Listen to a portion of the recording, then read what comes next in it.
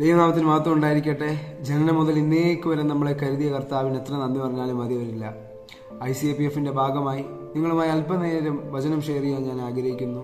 അതിന് ആധാരമായി 1 പത്രോസിന്റെ ലേഖനം 5-ാം അധ്യായം അതിന്റെ 6-ാം വാക്യം വായിക്കുന്നു.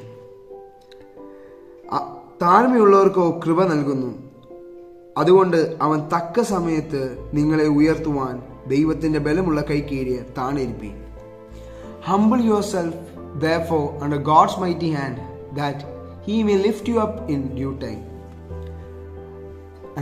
ടെക്നോളജി പരമായും എല്ലാ രീതിയിലും ഉയർന്നുകൊണ്ടിരിക്കുന്ന ഈ ലോകം അല്ലെങ്കിൽ ഈ കാലഘട്ടത്തിൽ 1-ാം സ്ഥാനത്തിന് വേണ്ടിയും മുന്നിലെത്തണം, ഏതെങ്കിലും രീതിയിലൊക്കെ മുന്നിലെത്തണമെന്ന് ആഗ്രഹിക്കുന്ന ഈ തലമുറയോട് വചനം നമ്മളെ വിളിച്ചു പറയുകയാണ്, താണിരിക്കുക. അത് തന്നെയാണ് ഞാൻ ഇന്ന് പറയാൻ ആഗ്രഹിക്കുന്ന വചനം.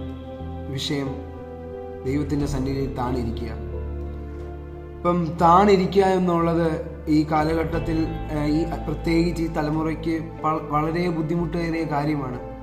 മറ്റുള്ളവരെ വെച്ച് നോക്കുമ്പോൾ, അല്ലെ മറ്റുള്ള തലമുറയിൽ മറ്റുള്ള കൂട്ടുകാരെ വെച്ച് നോക്കുമ്പോൾ, മറ്റ് ലോകക്കാരെ വെച്ച് നോക്കുമ്പോൾ നമുക്ക് പല കാര്യങ്ങളിലും നമ്മൾ കോംപ്രമൈസ് കഷ്ടപ്പെട്ടാണ് നമ്മൾ പലപ്പോഴും കോംപ്രമൈസ് ചെയ്യുന്നത്. പല കാര്യത്തിൽ ഈ ലോകത്തിൽ പല കാര്യങ്ങളോടും നമ്മൾ കോംപ്രമൈസ് ചെയ്യാൻ നമ്മൾ ബാധ്യസ്ഥരാണ്. പലതിനും നോ പറയാൻ നമ്മൾ ബാധ്യസ്ഥരാണ്. പക്ഷെ പലപ്പോഴും ഇഷ്ടത്തോടല്ല. ദൈവത്തിൻ്റെ സന്നിധി ഒരു ബെന്തിക്കോസുകാരനായി പോയതുകൊണ്ട് പലപ്പോഴും ഒരു ബുദ്ധിമുട്ടോടാണ് നമ്മൾ പലപ്പോഴും പല കാര്യത്തിലും കോംപ്രമൈസ് വെക്കുന്നത്. പക്ഷെ ദൈവവചനം നമ്മളെ പഠിപ്പിക്കുകയാണ്, സകല കാര്യത്തിലും താണിരുന്നാൽ ദൈവം നമ്മളെ ഉയർത്തുമെന്ന്. ഇപ്പം ഞാൻ നേരത്തെ പറഞ്ഞതുപോലെ സകലതിനും വേണ്ടി ഒന്നാമനായി എത്തണം, അല്ലെങ്കിൽ സകല കാര്യത്തിലും മുൻപന്തിയിൽ എത്താൻ ആഗ്രഹിക്കുന്ന ഈ കാലഘട്ടത്തിൽ ഈ തലമുറ മാതാപിതാക്കളായാലും മക്കളെ ട്രെയിൻ ചെയ്യിക്കുന്നത് അങ്ങനെ മുൻപന്തിയിലെത്തുക. അപ്പം വചനം നമ്മളെ വിളിച്ച് തുറന്ന് പറയുകയാണ്, മക്കളെ നിങ്ങൾ താണിരിക്കുക എന്നുള്ളത്. അപ്പം ഈ ഒരു പ്രോസസ്സിൽ അല്ലെങ്കിൽ ഈ ഒരു വചനത്തിൽ കാണിക്കുന്നുണ്ട്, നമ്മൾ താണിരുന്നാൽ ദൈവത്തിൻ്റെ സന്നിധിയിൽ ഈ ലോകത്തിലായിരിക്കുമ്പോൾ നമ്മൾ താണിരിക്കേണ്ടത്, നമ്മൾ വിട്ടുപിരിയേണ്ടതായ പല കാര്യങ്ങളിൽ നമ്മൾ വേർതിരിവ് കാണിച്ചും, അല്ലെങ്കിൽ നമ്മൾ താണിരിക്കുമ്പോൾ അതിൻ്റെ കൂടെ തന്നെ വചനം പറയുന്നത് ഇങ്ങനെയാണ്, നിങ്ങളെ ദൈവം ഉയർത്തും എന്ന്. ഉയർച്ച പലപ്പോഴും നമ്മൾ തളർന്നു പോകുന്ന, അല്ലെങ്കിൽ നമ്മുടെ ഈ ലോകയാത്രയിൽ ഒരു ക്രിസ്ത്യാനിയായി ഈ ലോകയാത്രയിൽ നമ്മൾ പലപ്പോഴും തോറ്റു പോകുന്ന അത് അങ്ങനല്ലേ.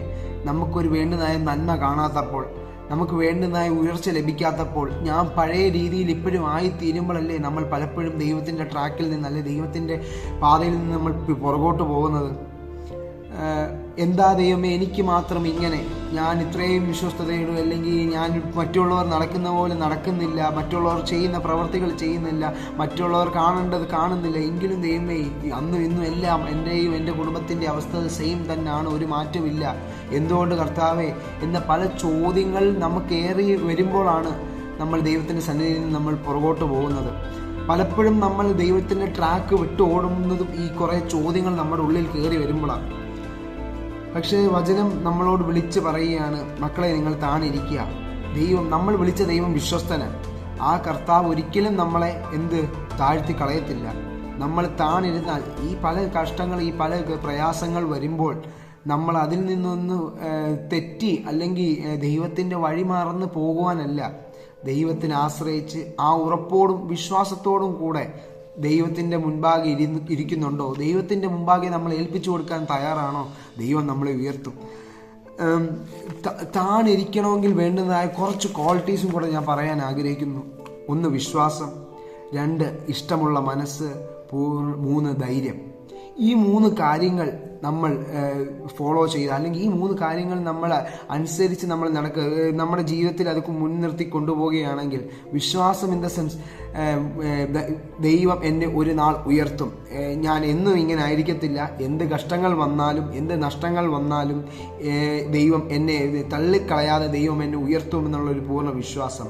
ഏത് കഷ്ടത്തിലും നഷ്ടത്തിലും ഉയർച്ചയിലും താഴ്ചയിലും ഏത് സാഹചര്യം വന്നവരുടെ ജീവിതത്തിൽ ഗുഡ് ആൻഡ് ബാഡ് ടൈംസിലെല്ലാം ദൈവത്തെ ദൈവം എന്നെ ഉയർത്തും, ദൈവം എന്നെ മാനിക്കും എന്നുള്ള പൂർണ്ണ വിശ്വാസം.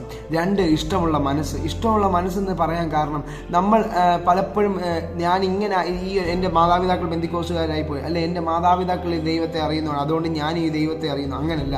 നമ്മൾ പൂർണ്ണ മനസ്സോടെ, നമ്മൾ പൂർണ്ണ ഇഷ്ടത്തോടെ ദൈവത്തിൻ്റെ സന്നിധിയിൽ നമ്മളെ ഏൽപ്പിച്ചു കൊടുത്താൽ, ദൈവത്തിൻ്റെ സന്നിധിയിൽ നമ്മളെ തന്നെ നമ്മുടെ സ്വയമേയുള്ള മനസ്സോടെ, സ്വയമേയുള്ള ഇഷ്ടത്തോടെ ദൈവത്തിൻ്റെ സന്നിധിയിൽ താണിരുന്നാൽ ദൈവം നമ്മളെ ഉയർത്തും. 3 എന്ന് പറയുന്നത് ധൈര്യം. എന്തിനുള്ള ധൈര്യം? ഇനി എന്ത് പ്രതികൂലം വന്നാലും, എന്ത് കഷ്ടങ്ങൾ വന്നാലും, എന്ത് തകർച്ചകൾ വന്നാലും ഞാൻ എൻ്റെ ദൈവത്തെ വിട്ടു മാറിയില്ല, ഞാൻ എൻ്റെ ദൈവത്തിൻ്റെ സന്നിധി വിട്ടു മാറിയില്ല എന്നുള്ള ദൃഢധൈര്യം. ഈ 3 കാര്യങ്ങൾ നമുക്ക് നമ്മുടെ ജീവിതത്തിൽ നിലനിർത്താൻ കഴിഞ്ഞാൽ നമുക്ക് ഏത് സാഹചര്യം വന്നാലും ദൈവത്തിൻ്റെ സന്നിധിയിൽ താണിരിക്കാൻ കഴിയും. താണിരുന്നാലുള്ള ഗുണമാണ് ഈ വാക്യത്തിൽ എഴുതി കാണിക്കുന്നത്. എന്ത്? ദൈവം നിങ്ങളെ ഉയർത്തും. ഇതിൻ്റെ ഒരു പ്രോസസ്സ് നോക്കിയേ. ആദ്യമേ നമ്മളെ കയറി ദൈവം ഉയർത്തുമെന്നല്ല എഴുതിയേക്കുന്നത്. നമ്മളോട് പറയുകയാണ്, ദൈവത്തിൻ്റെ സന്നിധിയിൽ താണിരുന്നാൽ ദൈവം നിങ്ങളെ ഉയർത്തും. അതുകൊണ്ട് നമ്മൾ പ്രിയ മക്കളെ എന്താണ് വചനം നമ്മളോട് വിളിച്ചു പറയുന്നത്? നമ്മൾ ദൈവത്തിൻ്റെ സന്നിധിയിൽ താണിരുന്നാൽ ദൈവം നമുക്ക് വേണ്ടുന്ന എല്ലാ സകല നന്മകളും തരും. ദൈവം ആഗ്രഹിക്കേണ്ട രീതിയിൽ നമ്മളായി തീർന്നാൽ, നമ്മൾ ആഗ്രഹിക്കുന്നത് നമ്മൾ നിனைക്കുന്നതിനപ്പുറമായി ദൈവം നമുക്ക് വേണ്ടി കരുതും. അപ്പോൾ ദൈവത്തിൻ്റെ സന്നിധി ഈ കാലഘട്ടത്തിൽ നമ്മുടെ കൂട്ടുകാരെങ്ങനെയാണെന്നല്ല നമ്മൾ നോക്കേണ്ടത്, നമ്മുടെ ഭവനത്തിലുള്ളവരെങ്ങനെയാണെന്നുള്ളത് നോക്കേണ്ടത്, നമ്മുടെ കസിൻസ് എങ്ങനെയാണെന്നല്ല നോക്കേണ്ടത്. നാം ദൈവത്തിൻ്റെ സന്നിധി എങ്ങനെയായി തീരണം. ഞാൻ എൻ്റെ കർത്താവുമായി എങ്ങനത്തുള്ള ബന്ധം സ്ഥാപിക്കും?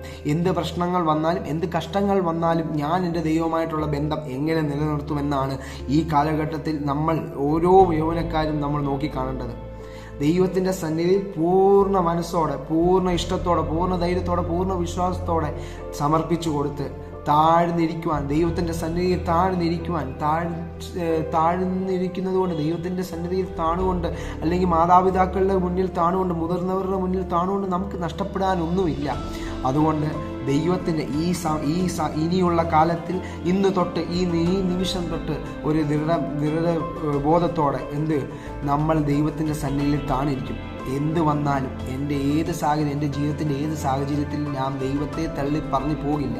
ഞാൻ എൻ്റെ ദൈവത്തിൻ്റെ സന്നിധി, ഞാൻ എൻ്റെ ദൈവത്തിൻ്റെ ട്രാക്കിൽ, ഞാൻ എൻ്റെ ദൈവത്തിൻ്റെ വഴികളിൽ പൂർണ്ണമായി എന്നെ തന്നെ താഴ്ത്തി ഏൽപ്പിച്ചുകൊണ്ട് ഞാൻ എൻ്റെ മനസ്സോടെ, ഇഷ്ടത്തോടെ ഞാൻ എൻ്റെ ദൈവത്തിൻ്റെ സന്നിധിയിൽ താണിരിക്കുമെന്ന് നമ്മൾ ദൃഢനിശ്ചയത്തോടെ ഇരിക്കണം, തീരുമാനമെടുക്കണം.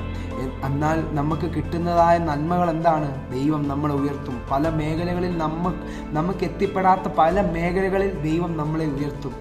ഇപ്പം ഞാൻ ഇന്ന് പറയാൻ ആഗ്രഹിച്ച ഈ ഒരു കാര്യമാണ് ദൈവത്തിൻ്റെ സന്നിധിയിൽ താണിരിക്കുക. ദൈവത്തിൻ്റെ സന്നിധിയിൽ താണിരുന്നുകൊണ്ട് ദൈവം തരുന്നതായ എല്ലാ ഉയർച്ചകളും അനുഭവിക്കുവാൻ കഴിയട്ടെ എന്ന് ആശംസിച്ചുകൊണ്ട് ഞാൻ എൻ്റെ വചനത്തെ നിർത്തുന്നു. നന്ദി.